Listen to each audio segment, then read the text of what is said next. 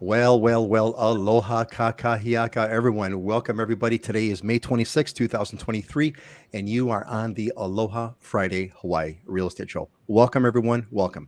We got a great show for you today, as usual, and let's kind of start out here with our warm up. We're going to be doing. We got a Hawaii music selection for you. We got news and market updates, and of course, you're followed by your excellent questions. We're going to have our diamonds and deals where we go over some great properties that want to be featured. And then we got some motivational thoughts. I've also, if you're watching this after May 26th, there's going to be chapters. YouTube channel. You just kind of click your way through directly to where you want to go. So with that, first thing we're going to do over here is we're going to warm up. That means we get our microphones going. We talk a little. We'll do a little talk story with our friends over here. See how everybody's doing. Let's go clockwise. Dylan, what's the? You and I almost have a matching shirt color for today. Almost same kind of color. Almost same color. Pretty close. What's yeah. the shirt? What's yeah? What's the? Well, not the same pattern, but certainly the color is right there. What's going on in the Big Island? What's the shirt and what's happening? This is a Living Hula shirt. One of my friend Chrissy Henriques designs it, and they actually just bought a property that they're going to use for their storefront. So super proud of them. Local business people that have just really seen a lot of success and are moving up in the world, making real estate investments and expanding their empire. So shout out to them. Super proud and stoked for them. But it's a beautiful day over here in Kona. It's been rainy this week, but it was nice this morning. Hopefully it holds up for the long weekend. Looking forward to a 3-day weekend this weekend. Yes, the 3-day weekend. The 3-day weekend. Heidi, what's the coffee and what's going on in Maui? Well, just enjoying my morning coffee. It is absolutely gorgeous here on Maui. The oceans, that just really deep blue turquoise color, and people are outside enjoying the day. It's mango season is starting. We have some of the best mangoes in Lahaina, and the trees are just full of mangoes. So that's really cool. And also, I'm looking forward to getting my tickets for the Wailea Film Festival, which is end of June, and that's always a fun event on Maui. The outdoor, they call it the Stardust Cinema. You're sitting outside under the stars watching films. So I'm excited about that.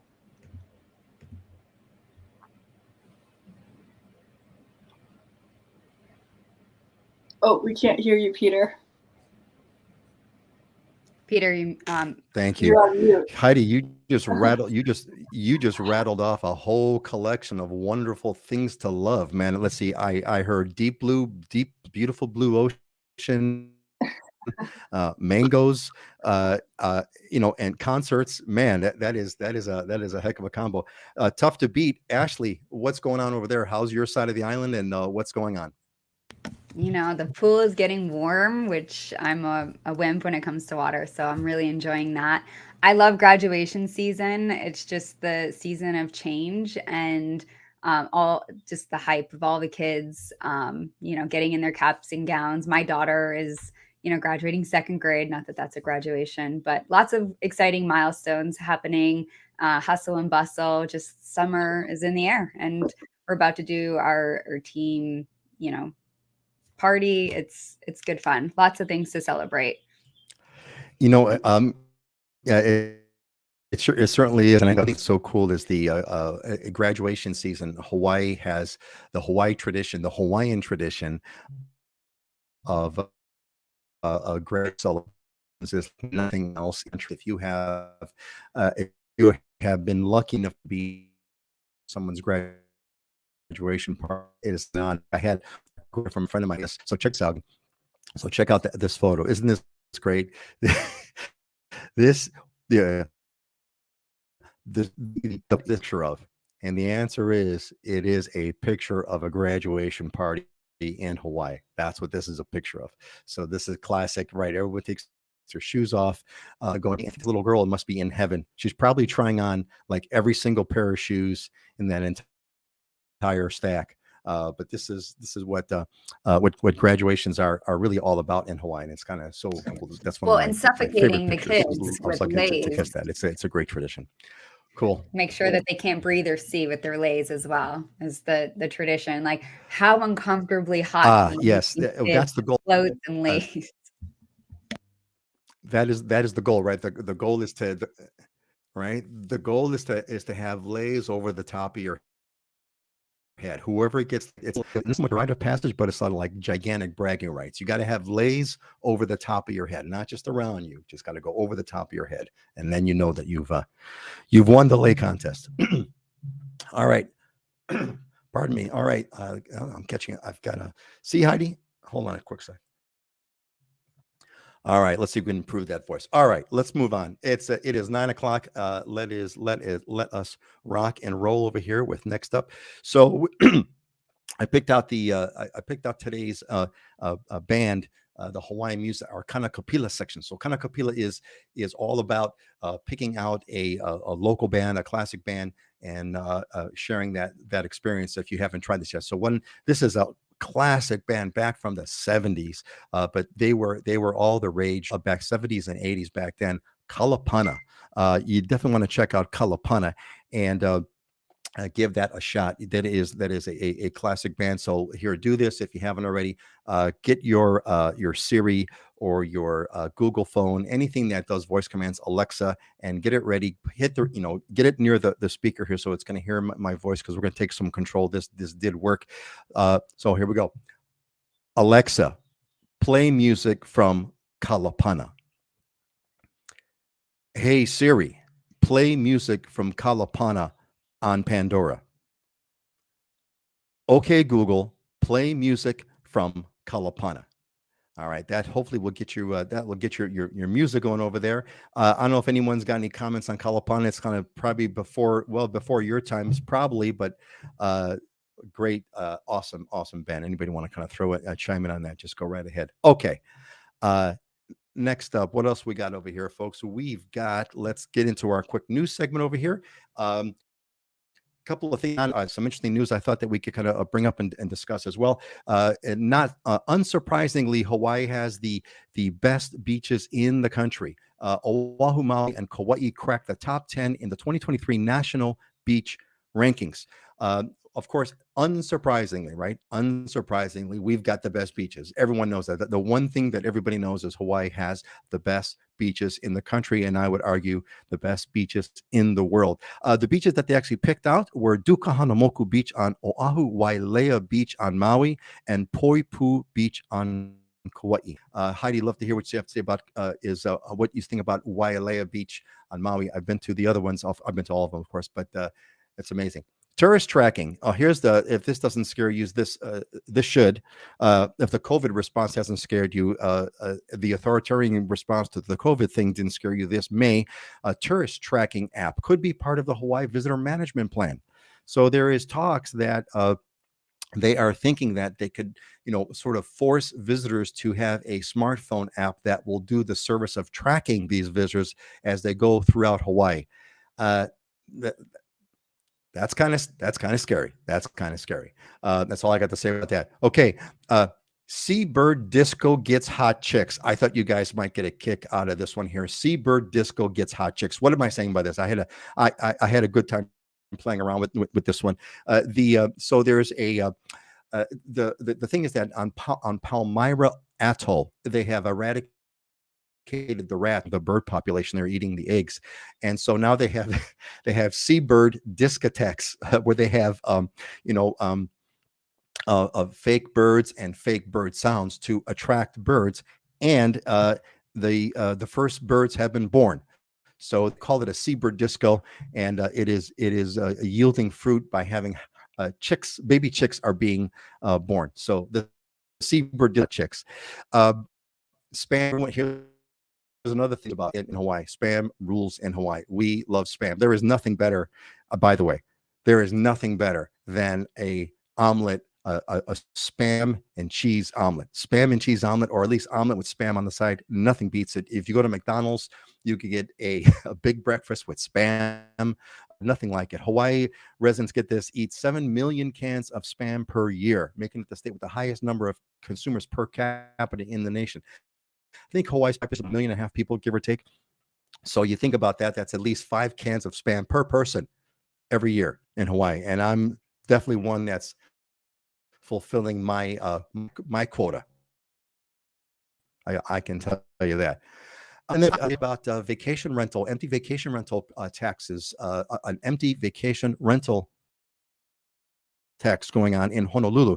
City income, of course, and expand the pool of rental housing. So they're thinking about raising the property taxes on homes that have been left vacant by our own. I'll be curious if anyone's got any comment on that. And then finally, the weather is perfect.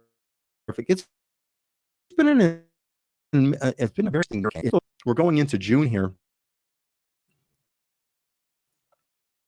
And look at those nice cool temperature. One of the coolest, wettest year I know. All right, that's the thing. Let's kind of give some shout outs over here to some folks who have joined us over here. Paul says, I saw The Cure last night on Hollywood Bowl. I'm guessing it would be different to be a goth in Hawaii.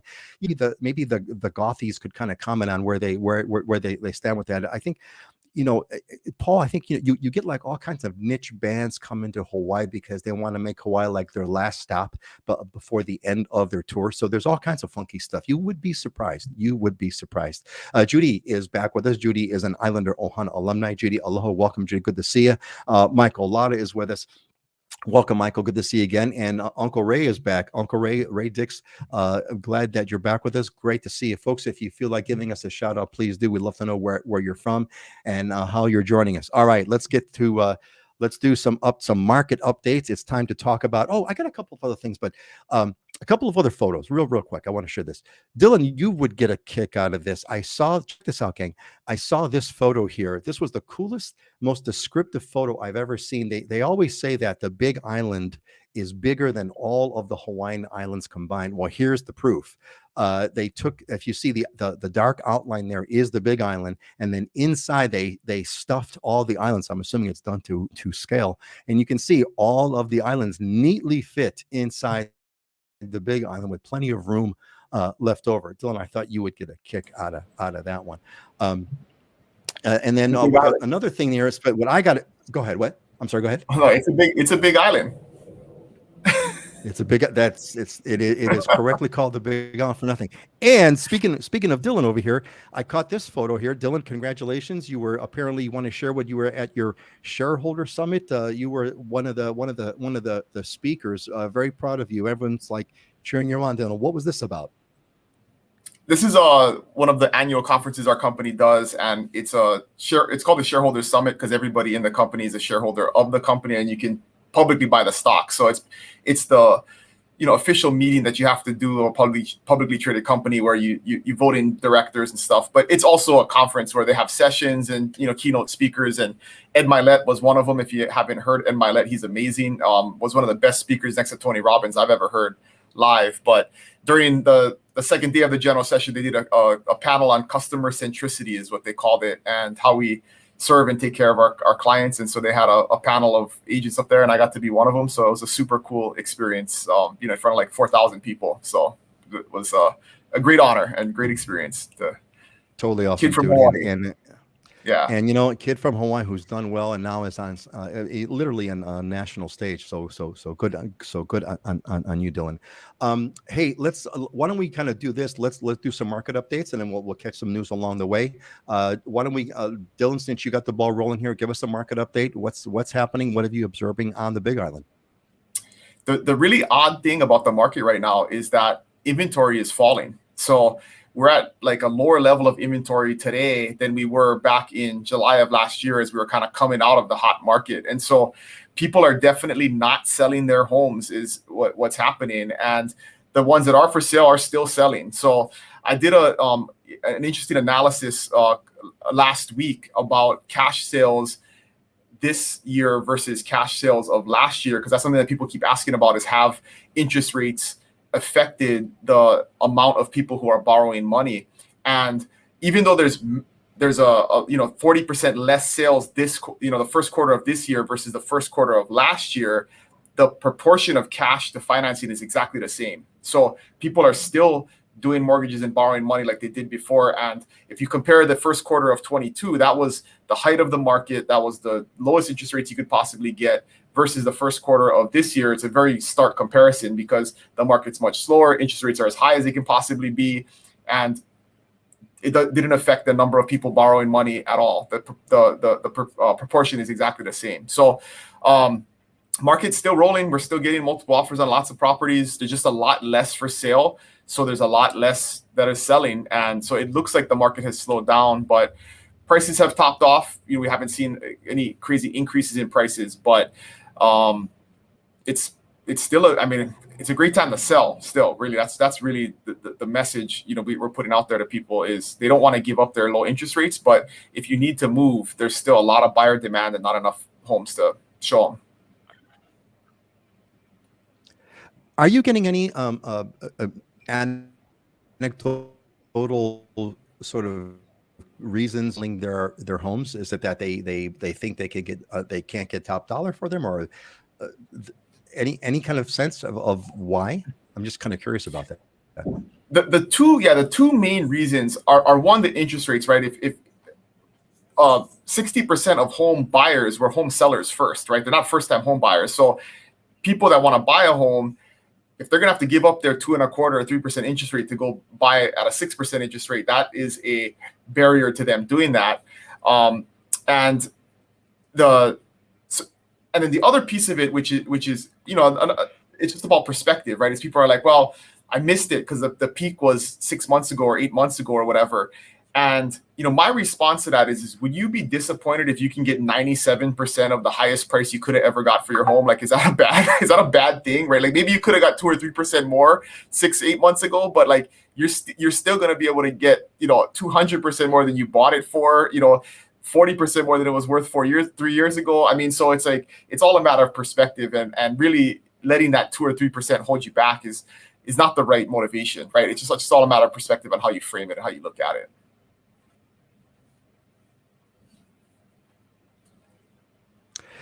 Yeah, absolutely. Hey, folks, you may be getting some choppiness on our side. I'm seeing some signals saying my I don't know if how everyone else is, but just bear with us and kind of hang in there. Let's move on. Heidi, what about you? What's the market update for Maui? What do you have to share today? Sure. Well, the market on Maui remains strong and stable, similar to what Dylan mentioned on the Big Island. I mean, the actual number of sales first quarter 2023 compared to last year 2022, I mean, we're down 47% in number of units. But prices are really stable. Median prices for a condo on Maui are at $815,000, which is actually up 7% compared to last year. Single family homes were down 1% to 1145. In looking at the past few months, I mean, the number of closings occurring seems to be stabilizing. January was kind of the low with the least number of sales. We had more sales in February, a spike in March. April was a little down. And May so far, I mean, seems like we're just kind of stabilizing at this new lower level of activity, which it's driven by low inventory, but I mean, there's also less buyers. So, we're just moving along. I mean, it's a good market. It's not as nuts as before. In some ways for buyers, it's a little bit of a calmer market. I mean, there still are good properties coming on the market here on Maui, and especially for residential. I mean, I'm still seeing some opportunities. So it depends on where you're looking, but we just keep on going. I find the reason that most people sell right now, I mean, really doesn't have a lot to do with the market. I mean, they're moving, it's something going on in their lives or family lives, or some kind of long-term plan that has nothing to do with the immediate market rate, the immediate interest rate. There's so many other reasons for selling. So I mean, there's always going to be people buying and selling. There's always going to be people buying and selling. Well said, Heidi. Hey, folks, I'm getting some questions that are popping in, which are great. I'm gonna hit those questions right after we finish with Ashley. So if you do have any questions about this segment, please pop those in now, and I assure you I will get to all of them, as well as giving the shout out to like Mark, for example, who is coming from Mililani Town. Hey, so Ashley, give us the update for you've heard from Dylan saying there's been a slowdown of people selling, the inventory is going down, which means prices are going to stay. I don't know. I guess I don't know if it'll go up or not, but supply and demand. And you got Heidi, which is like, okay, things are kind of cruising. It's not as crazy, but it's a good market. What's your take on what's happening on Oahu? I mean, I think Oahu is a little bit unique in the sense that we have that military presence here with so many military bases. So we're in the PCS season, which is when they're having a change of post. So we're seeing a lot of, military individuals who are looking for condos. So our condo market was up a bit. Overall, though, we do still see a decline in closed sales. So we closed out April at 674 sales for single family and condos versus March, which is 738 sales. And if you compare that to the actual median price, and this is for combined single family and condo, at the end of April, we closed at 644,000 roughly for median sales price versus March, which is at 719,000. So there has been a decline in price, but months supply overall has been fairly consistent since November of last year. So we're hovering right at 2.7 months of inventory for single family and condos. And what months of inventory means is it's sort of the dictation of if you're in a buyer's market or a seller's market, right? If you have 6 months of inventory or less, which means if no new houses came on the market based off of the current sales rate, that's how many months you'd have before you'd have no inventory of sales. Anything below 6 months of inventory is dictated by definition as a seller's market. Anything 6 months and above is a buyer's market. And what's really fascinating in this market right now is that even though we have really low inventory across the state, below 3 months, which is a very strong indicator of a buyer's market, we're still seeing sales decline or fluctuate month per month, which is due to Dylan and Heidi's point between interest rates and sellers not wanting to sell right now. So it's, again, I like to say it's a seller's market with a buyer's bubble. Overall, though, we have seen an uptick in some condo sales. Anything under $1 million is still going hot. We're probably going to see that go until June or July because we have that PCS season and the our summer market. Sorry, I have 2 geckos that are translucent, like the clear kind with the sticky fingers. And they are fighting right above my screen right now. And I think one just bit the tail off the other. Very distracting. I was trying so hard to concentrate and right in my too bad. I was going to ask you, can you kind of like move your webcam and kind of give us a live shot? I want to see a live shot of a gecko battle. That would be really so cool. They just stopped. Can you see that one up there? It's okay. All right, gang. There it is. Live. Yeah, there it is. There's 2 geckos. Live shot, gang. Hold on a second. I got it. You are getting this right. There's a gecko above, right in the rafters. You can't see it because the contrast. And there's one that's right there. You can kind of see it clearly. So gecko battle. This is great. We're getting a live shot, live webcam of geckos battling it out. That's excellent. Thank you, Ashley. It was so distracting.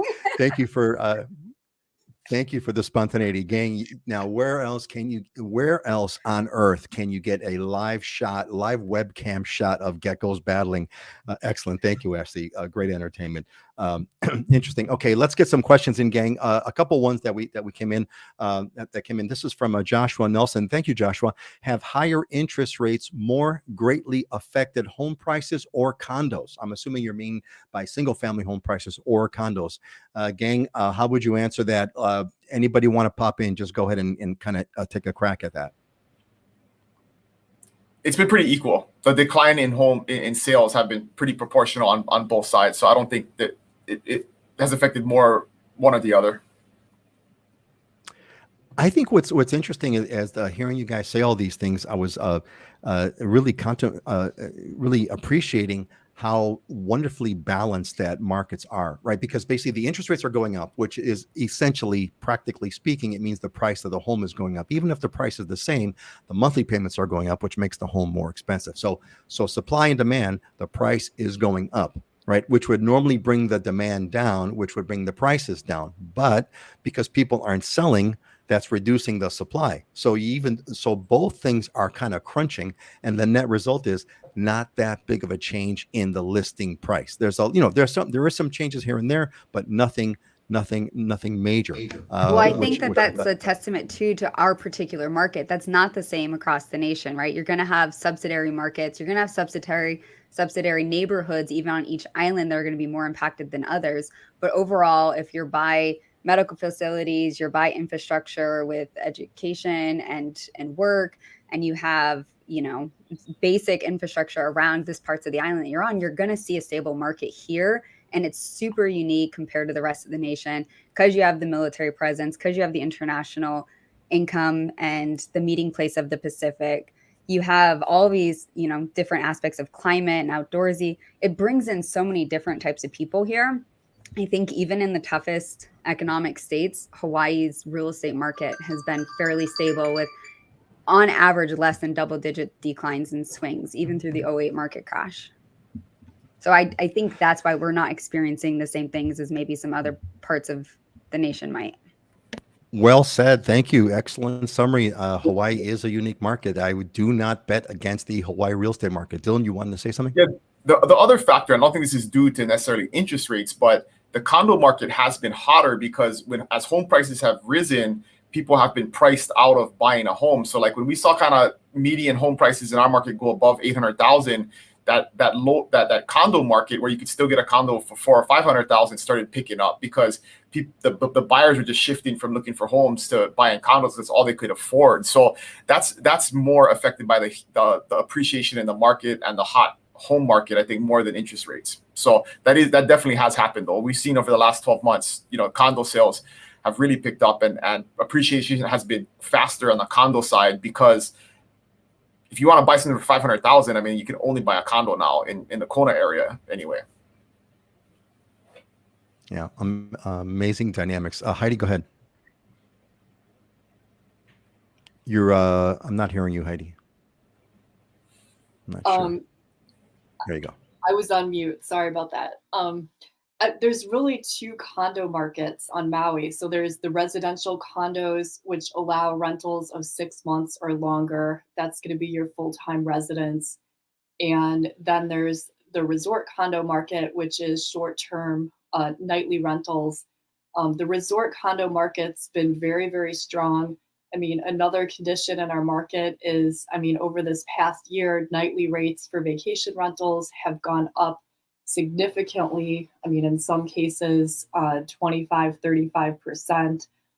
So that added potential, I mean, that makes that market really strong. And it's a different type of buyer that's coming in and buying this product. I mean, they're typically a buyer who lives on the mainland, likes to travel back and forth to Maui and then rent out the property to cover their costs or use it as an investment when they're not on island.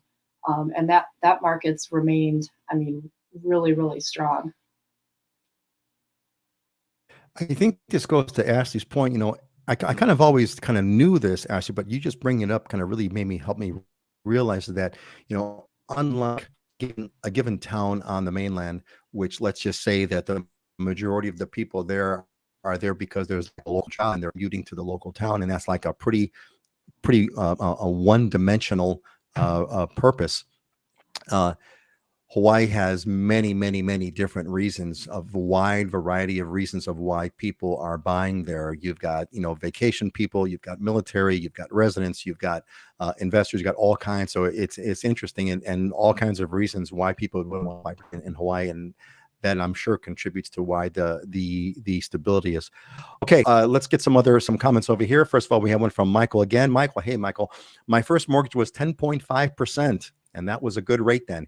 Hey, I'll see your 10% and raise you to 18% in the 70s, 18% interest rates. I remember that. I actually remember getting a letter from my parents, getting a letter from the bank urging my parents to pay off their mortgage because their mortgage was like in a low 4 or 5%, and the interest rates were going for like 18% back then. 18%. I remember those, gang, back in the Carter years. Hey, Erica Monsat, I'm on Kauai and right now, I own my own beach home in Moloa'a. Well, you know what? Bless you. You own a beach home in Moloa'a. That is about as cool as it gets. You're racing on your way to the top of the heap there, Erica. God bless you. God bless you. And we have I can't make that up. My eyes are too. I get some kind of a cool shaka type of an icon from Mary Jean Morris. Mary Jean, welcome. Good to have you on the show. All right. Uh, is that a friend of yours? Speaking of which, I forgot to. So Ashley, is okay if I show that picture with you and Auntie Jean? Auntie Jean has not said anything yet. I don't know if she's here with us, but it's okay if I share that picture of the two. You want to talk about that? Yeah, definitely. I really appreciated her coming. Yeah, absolutely. Yeah. Why don't you kind of share with here it is. Go ahead, go for it. You throw in your comments and then I'll add mine. I had the grand opening of our new office in Hawaii Kai next to Roy's, and it was a beautiful celebration. And Peter came to say hi. Dylan mailed flowers to our office that were just stunning and gorgeous and half my size. And, um, Auntie Jolene, she came to say hi and gave a hug. And she took, I think she said 4 buses from the west side and half the day to come all the way down, and the address is 1 letter or 1 number off. So she walked then to the other side of the complex because it's a big shopping center. And the point is the tenacity this woman had and the grit that she had to come and show up and just hang out for 20, 30 minutes before she had to turn around and take a bus all the way back. And I think Peter mentioned she just had her 80th birthday as well. And dang, doesn't she look good? Like, I hope I look that good because I would have never guessed it. And she had so much energy and light coming from her. It meant so much to have that support, from this group that you've created, Peter, and what a beautiful culture and, dynamic of community that you have built here. And just to have her come and support, me and you as well, just meant the world to me. So I got to Very capture well, the moment before she left. very well said. I cannot cap that. That, folks, is Auntie Joan, who is a rock in the Islander Ohana, and that is correct. Kelly, yes, it's not 60, it's 80. Auntie Joan turned 80, and she looks Meant terrific, and Joan, everyone not loves her. Joan, sorry. She is right. She is just a rock for on at the Islander Ohana. So thank you, Auntie Joan, for being a part of it. It was great to see you the other day.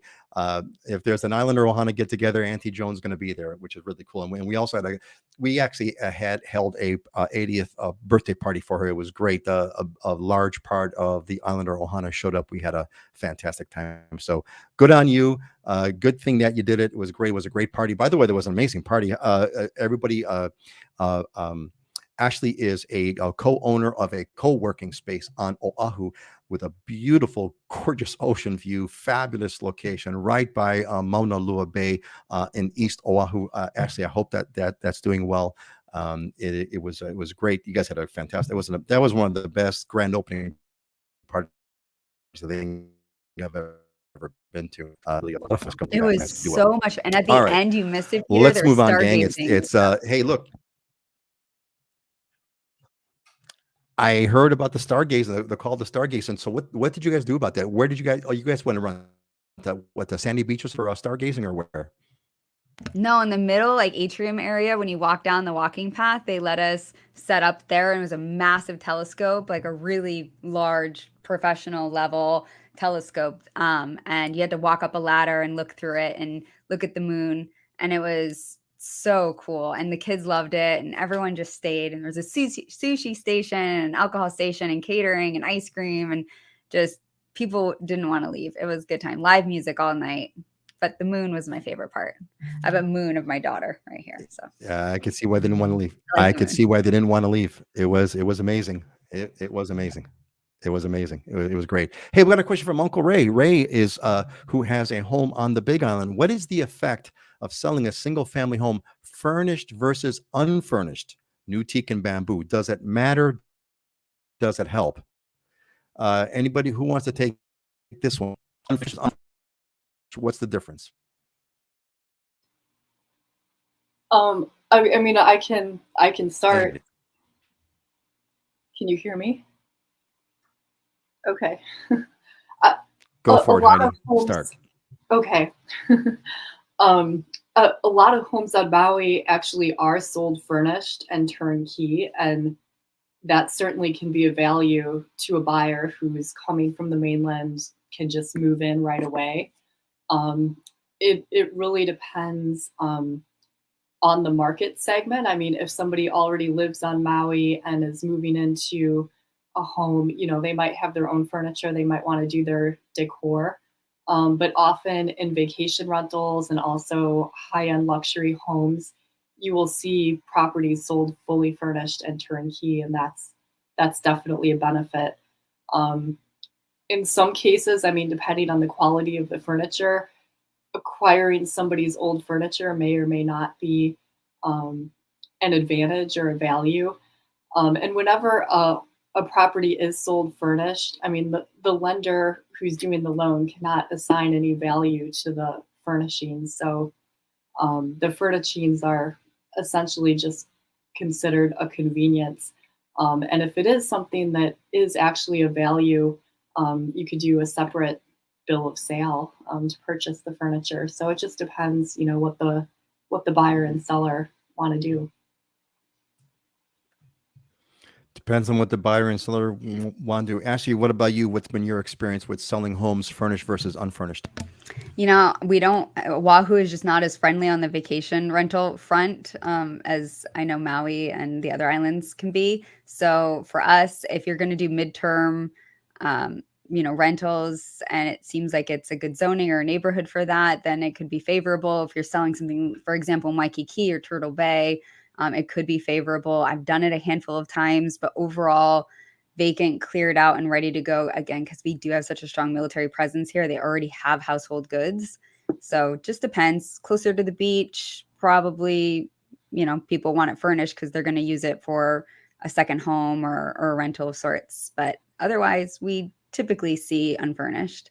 And they have to be sold, especially if it's financed, it has to be sold separately anyways, because you can't put an inventory list and you can't put your inventory in the purchase contract because lenders don't want to fund furniture. They don't want to fund things that are not attached to the home. If it's cash, it's no problem. But if it's not, then you have to have a separate agreement that's often not directly tied to the purchase contract. So lenders don't see it. So I'm hearing vacation rental, maybe if it's going to be a kind of a residential home, probably not. And there's some not complications, but the banks don't want to finance the furniture. Dylan, actually, Dylan, Array is in the Hilo area. So what would you how would that apply to especially for the Hilo side where Array's at? It completely depends on the buyer, right? I mean, if it's a buyer that wants to come here and just move right in and bring their suitcases, it's very attractive. But if it's somebody who's got their own stuff and they're coming with a container, they're not going to want it. So it works both ways. I tell sellers when that's an option, let's just put it in the listing as an option, right? If you want the furniture, we can negotiate for it. If you don't want it, we'll have it removed and make it as easy as possible on the buyer. But it really depends on what the buyer is going to want. I think the option's a good idea. This way there's flexibility. People aren't forced into it. If you don't want the furniture, you don't get it. And if you wanted that, you get it. The issue great input. The issue always becomes, right, the seller thinks the furniture is worth way more than the buyer's ever going to pay for it. So it always becomes a sticky issue because seller thinks it's worth 50 grand, the buyer wants to pay 10, and it's there's never any agreement on that, what furniture is worth. And when you're buying a furnished place too, it's really important to get an inventory list of exactly what's going to be included and make sure the seller's not just going to leave all their junk.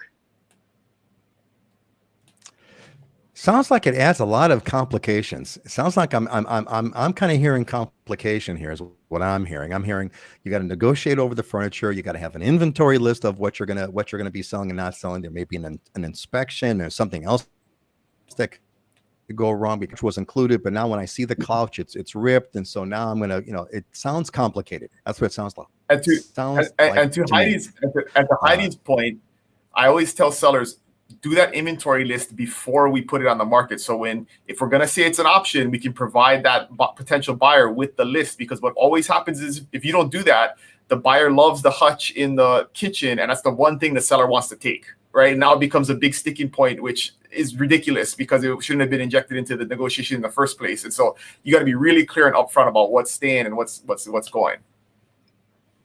New teak and new bamboo is nice though. And if it's a high-end luxury home, then often in high-end luxury homes are custom pieces that fit the room specifically or are built into the room. So in those cases, they're often sold furnished. Sorry, Heidi, I didn't mean to.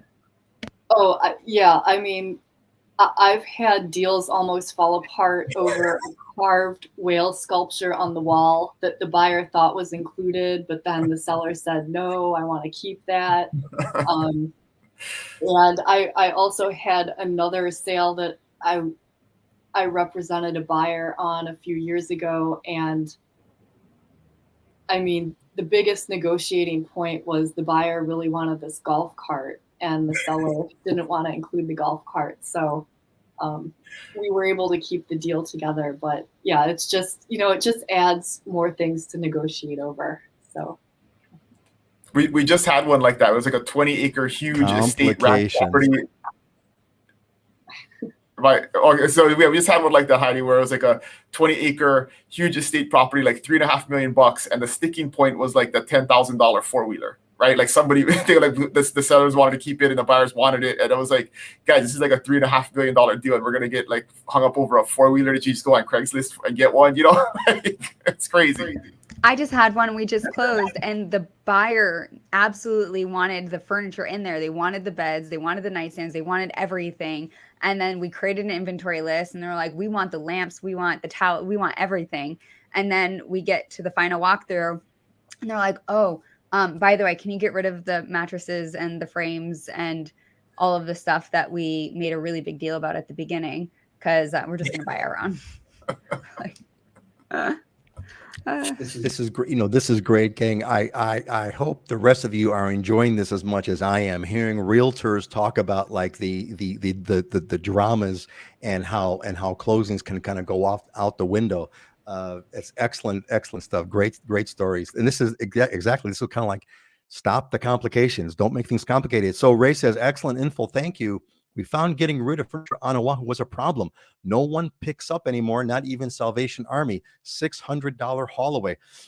Ray, this is why there's this growth of these got junk businesses, these junk hauling businesses, because nobody wants your used furniture anymore. If you can't sell it on kind of Facebook marketplace, forget about it. I got a comment here from Kelly Kiane.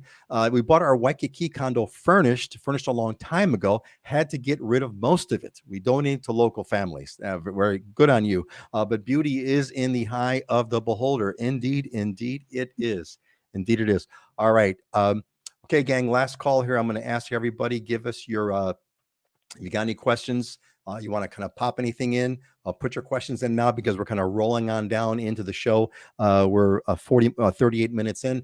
And hey, look, how did you get here? Did you find out about us through the newsletter? Did you get the invite through livinginhawaii.com? If you have not, that's where you want to go right now. Go to livinginhawaii.com and you're going to get a pop-up newsletter. Put your email address in there. You'll get the invites to the show. Also, you'll get all kinds of free content that we also supply, as well as a free online course that will take you through what it takes to be living in Hawaii. To live in Hawaii is what it's all about. All right, I think it's let's move on here. Kelly popped in. We use Facebook Marketplace. People came and picked up. We got lucky. Yeah, it really all depends. Facebook Marketplace seems to have taken over Craigslist, thankfully, because Craigslist was getting kind of scammy and spammy. All right, let's spend a few minutes on the big topic for today. So at our last exciting episode, gang, we talked about rentals from a renter's perspective. I want us to kind of do the other side of this and talk about owning a rental. There's a bunch of, and I'm going to wrap up a bunch of slides that we had about this. So for example, here's a couple of kind of sample questions I want to kind of round up here. So Bill from Fort Worth, hey, when's a good interval? What's a good thing on timeshares? Pros and cons. What are the pros and cons? I'm looking for, when's a good time to invest, and is this a good thing? I'm thinking about owning a condo and renting it out for the time I'm not there. Timeshares, do they make sense? There's one question. Here's another one. From Debbie. He says, "Hey, is it possible to buy a condo in Hawaii with 10% down and able to do short-term rentals and make enough to cover all the costs? A cap rate of 5 to 10% would be ideal, but I would consider breaking even would be okay." There's another question. So here's another one on the tax side. Jan saying, "Hey, it's been mentioned briefly in the past, but can you please expand on the difference in property taxes for owner occupied versus a rental property?" And then Michelle from Oahu. Hey, can you talk about the impact of real estate sales and investors on Oahu regarding the rental restrictions from 30 to 90 days? That would be another kind of a question that we're getting. Here's another one. Hey, what should we put the deed if we're going to do a title for the property? Should we put the title in LL the property? I'm thinking about resale. And here's another one. Lucrative rental. I want to purchase a condo on Oahu property on Oahu. So there's all these kinds of questions that we're getting about this, and I think I kind of broken it down to these 4 key areas. So one of them is like, okay, and the con of vacation rentals. What's your advice on that? 2 is how do you make the numbers work? What's the rule of thumb? What should people be looking at to make the numbers work besides the obvious, which is pay enough of a down payment to kind of offset your rental expenses? Do we have any kind of a rule of thumb? Tax differences. Is there anything to consider on vacation rental tax differences versus not? Short-term vacation rental, STR, short-term rental restriction risk. Is there anything going on about that? So can you guys why don't we kind of do, let's go from, I tell you what, no, let's split this up. We're going to go from Heidi first, then Dylan, then Ashley. What do you want to share about, anything of this on these topical areas regarding vacation rentals? What can you share about this from an owner's perspective when it comes to vacation rentals? Heidi, go ahead.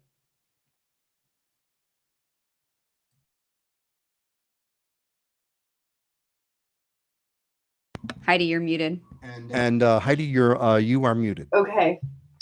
To answer one of the questions, generally to purchase a vacation rental property, you're going to need at least 30% down. I'm not aware of any 10% down loans for vacation rentals. The reason is these properties that allow short-term rentals are condominiums.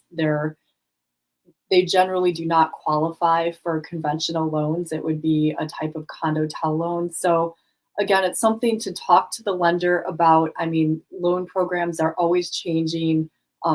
Different lenders at different times might have different things for you or different loan options. But if you're just kind of looking for a general idea of, what kind of down payment I might need, I mean, probably plan on about 30%. When people are starting the process of buying a vacation rental, often they're going to want to see the rental history of a particular unit and want to know what is the income potential. This is great to look at. Another tool that people use is getting a rental pro forma. I usually request them from a few different property management companies, and this would be a projection of what a particular property management company feels based on the current rental rates might be your projected annual income. I think the important thing to be aware of as an investor is just take all these things as tools, but with a grain of salt. None of these historical revenue numbers or projections are any kind of guarantee of future income. It's just giving you an idea of somebody's opinion at the time. In reality, the rental market is going to fluctuate up and down. I mean, in COVID, it was zero. There's also been really great times. If you're going to buy a vacation rental, I don't think you should be depending on making a particular amount of money, but you're wanting to invest in that property for other reasons. I mean, there's the cash flow, there's also future appreciation. There's the lifestyle component of being able to stay in the unit. I mean, there's so many different reasons that people invest in vacation rentals on Maui, and there's a lot of considerations. Anyway, it's a much longer conversation, so I'll try to be brief. But most of the rental performers I see, like on a cash investment of a property. I mean, right now, what property management companies are showing is, maybe 3, 4, 5% if you're paying for full service management. I've seen some cases when people are self-managing, when they might be making 10% plus, but they're also doing all the work. So there's a lot of variability depending on how you set it up. And you also do want to be aware of maintenance costs and maintaining your appliances, maintaining your AC, maintaining your water heater, furnishing it properly for your rental. So, I mean, there's other costs to consider besides just the HOA fee, the taxes, the expected things. Thank you, Heidi. That's actually a great overview. I appreciate that. Dylan, what could you add to what Heidi's mentioned as far as people should be considering on the being an owner of a vacation rental? There's a ton of, like Heidi was talking about, a ton of variables. So it's not a simple, like, easy question to answer, and it's not like a rule of thumb that you can apply everywhere. But in general, if I was to apply one, if you have if you're not putting more than like 50% down, it is very difficult to cash flow a property. So if you're looking for a low down payment option and then you still think you're going to walk away with a couple grand a month, it's very unlikely when you add in the cost of your mortgage plus the cost of the HOA fees plus property taxes plus management fees and everything else. It's just not a realistic projection. But if you're just looking for like a break-even situation where you can use a condo 1 month a year and stuff, that's a lot of times what people end up doing in those situations. Is they're just looking for a low cost option to have a property, and then really you're looking not for the cash flow benefit but the appreciation benefit over time. 5-10 years from now, if you sell it, you'll have the appreciation of the value of the real estate. So that's a big consideration. And from a property tax standpoint, every county is different, so you kind of have to look into what their county tax rates are. I just put a video out on my YouTube channel breaking down the Hawaii county tax rates, and in general it's about twice as much for the residential rate. There isn't like a special short-term vacation rental rate. It's just the regular residential rate is 1.16% of the assessed value, and then the residential rate's like 0.6%. So it's almost half if you're doing if you're an owner occupant versus if it's a residential property used for any other purpose. And if you're going to short-term rent it, that's the rate you're going to pay, is the regular residential rate.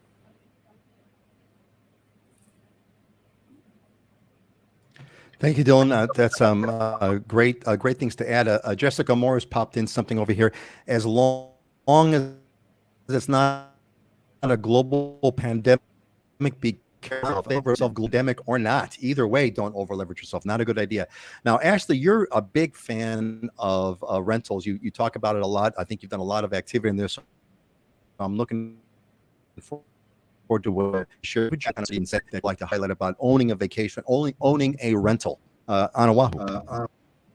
I mean, I'm a big proponent in financial freedom. So I just love looking at real estate from different aspects of what makes sense for your lifestyle and what do you want to do in order to build a portfolio, some type of passive income. I'm personally not a huge fan, and I don't do any vacation rentals. All of my properties have long-term tenants in it. I just find it's easier, the lower turnaround. Your property management fees are less on average. If it's a long-term rental, it's 10%. With short-term, it's often closer to 20% that you pay. You have to, yes, you get to defer your cleaning and all those things to your tenants. However, you just have higher wear and tear and just a larger rate of complaints and things that you have to manage, especially in Hawaii. People aren't used to geckos and cockroaches and stuff like that. So just having long-term tenants for me is mentally easier. And also Oahu is not the friendliest when it comes to short-term rentals. So there was a bill that was being considered here called Bill 41, which the hotel lobbyists really wanted to shut down vacation rentals because they didn't allow Airbnb and VRBO to advertise for anything less than 30 days at one point. And so everyone just continued to do their short-term rentals and then sign 30-day contracts and have them on multiple websites and platforms and book a few people in the same month. So then they said, okay, we're going to redefine what is a short-term rental. And they were trying to move that definition from 30 days to 90 days. And luckily that bill did get shut down. The only thing I can add to what Heidi and Dylan had said, at least here on Oahu, we have a TAT tax, so a transient accommodation tax that you have to pay on top of your traditional GET tax. And that's going to be an additional 10.25%, I believe. So to Dylan's point, it's hard to make good money. I do know people who own in Turtle Bay. On Oahu, Turtle Bay is one of the locations that's not a resort zoned, but you can still legally do vacation rentals right now because they advocated they're within a certain perimeter range from the resort Turtle Bay. So the condos fall within that perimeter of being able to be a legal vacation rental. So I feel like that's a hidden gem because those are still very lucrative. Other than that, I don't know if we have tons of very profitable vacation rental areas here on Oahu that is solid. I mean, there's people who are willing to take the risk who live here. They have like plan B strategies, but at any moment, because they're trying to shut it down, I think someone commented, Jessica, for example, not necessarily pandemic, but anything, just don't over leverage yourself and make sure there's a strong plan B and C in place. Strong. So here's what I'm catching out of this, gang. I'm catching. You better kind of plan this out carefully because there's a lot of factors involved. A lot of factors involved. Hey, want to give a quick shout out to Khalid Mohammed who has joined us. Welcome, Khalid Mohammed. Good to see you. Thanks for joining us. It's a heck of a cool profile picture there. But Kelly asked a question. Hey, is the transient accommodations tax only for less than 30-day rentals? Would you know about that, Ashley? I think she's asking about your comment about the TAT. Yeah, well, it's technically any property that's used as a transient accommodation. And by definition, you're supposed to have a permit for it. So it's supposed to have, you're supposed to be allowed to do this. And in that point, you are automatically taxed at TAT. And I know Heidi can speak on that too on Maui because you guys also have your own TAT for specific zone properties. But yes, anything under 30 days in theory.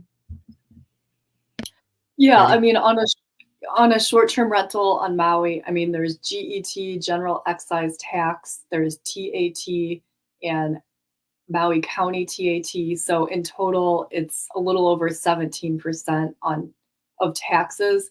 All these taxes are passed along to the rental guests. So it's really just pass-through income for you as the owner of the vacation rental. But it does affect, the overall affordability of how high the nightly rates can go. But those taxes are charged on everything, and they're charged on hotels. So if you have a vacation rental and it's renting for $500 a night, your management fee might be 25% of that. And then the remaining is what you'd get. But on that 500 nightly rate, your guest is actually paying an extra 17% in taxes, plus they're paying a cleaning fee. But that's just generally pass-through income. I believe in Maui County, we have more vacation rentals than any other island in Hawaii. So, I mean, there's a lot of vacation rental properties here, and people do really well with them. I mean, it all depends how much equity you have in it, how long you've owned it, what price you were able to purchase it at. But yeah, there's a lot of owners here that have vacation rentals, Maui residents, and also off-island owners. Excellent. Thanks, everyone. That's great feedback. Hey, we got a quick shout out here from Tony and Tom Falconer. And awesome, congratulations! They just moved in. With Dylan's company's help to the Big Island. Welcome, you guys, members of congratulations. You got your keys and you came to the show. That's good on you. God bless. All right, so gang, let's thank you all for a great discussion on that. Let's move on. We're running kind of short on time over here, so let's get into diamonds and deals. Let's talk about the properties that you folks want to highlight on, ones that you picked out to discuss, and let's talk about yours first. Heidi, this is stunning. I don't even know what it is, but tell us what it is. That's amazing.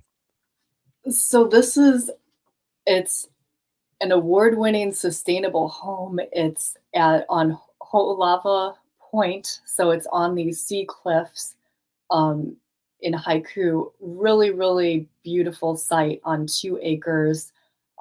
Unique, very contemporary architecture. It's a cottage and a garage. There's still room to build a home on this site as well. And it's completely off-grid. It has PV power supply, water catchment, a shared well, and it's a small neighborhood. There's only 5 lots in this area and just perched on this cliff oceanfront. So I thought it was really unique and wanted to share it. Man, that is stunning, stunning. I want to talk about more, but we're short on time today, so let's jump over to Ashley's property. What are we looking at over here? This is on Lures in Waikiki. Yeah, we have a bunch of beautiful listings coming up, but I could not pass up highlighting my girlfriend and fellow EXP agents listing here at the Aloha Towers. It's on Lewis Street. It's a 1-bedroom, 1-bath, pet-friendly, VA-approved building. But what's so amazing, the actual unit is just under 800 square feet, but the lanai, it's a wraparound lanai, this corner section you can see in the bottom right corner there, and it's over 1,700 square feet of lanai space in downtown with parking, and just has everything you could possibly want. And the HOA fees are around 1,400 and a little over 1,400, but it includes everything: electric, water, cable, everything that you would need. So it's just a really nice, like, just move in, don't have to focus on anything besides living your best life in downtown. And I thought the price was fantastic for that lanai. I'm an outdoor person. We eat outside here, and $665,000 for this beauty. I just loved it, and I wanted to highlight it. I'm kind of losing my mind right now. You mean that gigantic lanai on the bottom that looks like a resort kind of a thing that's off of that one unit? Yes, right? Oh my You can God, that's see crazy. where you have like it breaking off and you have storage to the left over there. So like you can even tuck things to the side so it's out of your view. And you've got the pergola so you can shadow yourself from 665,000. This lanai is bigger than That's crazy. almost double the size of the unit. I was gonna say 1,700 square feet is bigger than most homes in Hawaii. Most single family homes are not that big. The old homes, they're not 1,700 square feet. So I had downtown to and is pet that not a friendly. typo? Like, And down, crazy. man, gang, run, don't walk, run, don't walk. Dylan, what do we got over here? What are we looking at? Man, do we pick the right topics or what today? Dylan, what is this? Jesus. Yeah, so Holy the other end of the spectrum, right? So this is in South Kona, about 45 minutes south of Kona. So it's very rural, but it's one of my favorite areas. I think it's a hidden gem. This place, Honolulu Acres, is a beautiful area. All of the lots are like 5 acres plus, and this is an amazing property. It's got 2 homes on it, so it's got a main home and then also an ohana that they use as a hosted short-term rental. So they live in the main home, and then so it's not it doesn't have a permit. You don't have to get a permit. You can rent it because you have to live on the property. And then it also has an additional tiny home that someone could live in, an in-law or somebody could live in, or you could also short-term rent. It's got 5 acres. It's got like 70 avocado trees, producing avocado trees, tons of other fruit trees. It's fully fenced. It's got a separate little pasture you can see on the right side of it here where you could put a horse and they have goats and sheep all over the property. It's an amazingly cool spot. So 1.1, almost 1.2 million, but just beautifully maintained. Just huge opportunity if you want really country living in Hawaii for an amazing price and sweeping ocean views from both the homes. So it doesn't get better than that. It doesn't. You know what? I tell you what. The only thing that gets better than that is the variety that we saw today. I just absolutely love that we have this like insane, right? We got this insane, stunning home on Maui. We got like this killer deal with the craziest round lanai I've ever heard of in my life, 1,700 feet. And then we got this like, oh my God, can we just kind of like live there for the rest of our lives now, honey? Great job, you guys. Excellent. All right, gang. Hey, gang, you guys gotta jump on this one right away. All right. Hey, listen, we're going to close up over here. We got our closing thoughts. If you want to share yours, you know what this is, gang. We talked about our kind of closing motivational thoughts popping in. By the way, wanting to let everyone know that our next show is going to be June 23rd. So we're not in 2 weeks, but next month. So for Dylan and Heidi and Ashley as well, we're not going to have the next show in 2 weeks. We're going to have the next show in 4 weeks, June 23rd. Make sure you wear that, and let's get it. Let's get with it. Dylan, what is your thing today, and why is it meaningful to you? Yeah, I got this from the conference I was at last week. If you want to keep what you have, you must give it away, and it just applies to everything in life, right? If you want to keep your wealth, you should give it away and share it. If you want to keep your knowledge, you should also give it away and share it. And really, applies to anything that we have in life. So I just thought that was a really cool way to think about the blessings that we have. Is we have to share them. Boy, that is really a somewhat of a counterintuitive thing, right? How can you keep it if you have to give it away? But well said. Thanks for that sharing. That's a good mind expansion. Heidi, what's yours today?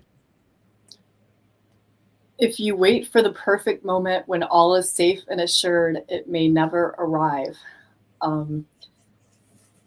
I think this is a great thought. It's important to know what you want in life and what's important to you and go for it. I mean, there's always going to be uncertainty in the world, but you just need to move forward, because when is everything going to be perfect? When was everything perfect? I mean, there's never a perfect time. Never a perfect time. That's why the best time to do it is right now.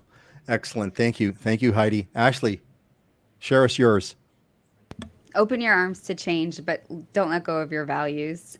I'm experiencing a lot of change right now, and change is challenging. But no matter what, I'm grounded. I have my values, and I'm rolling with it. So, it just touched to my personal life at this moment.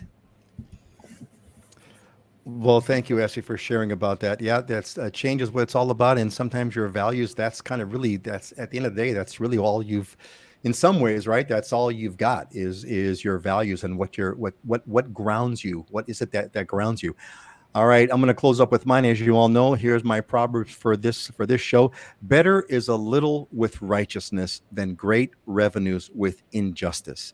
I just can't get over how much amazing things that you get from this book. It is my favorite book, and I think kind of speaks for itself. All right, gang, I think that's going to be it for today. It was a little bit rocky. We had this kind of weird internet connection. I hope you all had a pretty good thing. We had great properties as usual. Never ceases to amaze me. Why don't we say goodbye? Let's do it counterclockwise. Ashley, then Heidi, and then Dylan. Say goodbye. Aloha, everyone. Have a great day. Thanks for joining us. Aloha, everyone. Have a great weekend. Yeah, have an awesome long weekend, everybody. Happy Memorial Day. Yes, Memorial Day. I almost forgot to mention, to those who have fallen, to those who have made the ultimate sacrifice. We all have. We are in your debt forever. May your memories be eternal. Have a great weekend. Venerate our friends on Memorial Day and recognize that day for what it is. Have a great one, folks. Aloha.